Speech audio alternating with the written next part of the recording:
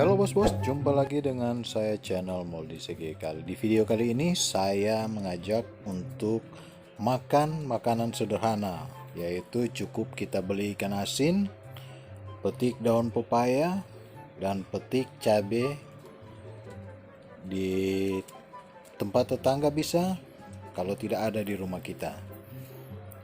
Karena makanan ini sangat murah, karena hanya nasi putih, daun pepaya pun mentah, tidak dimasak.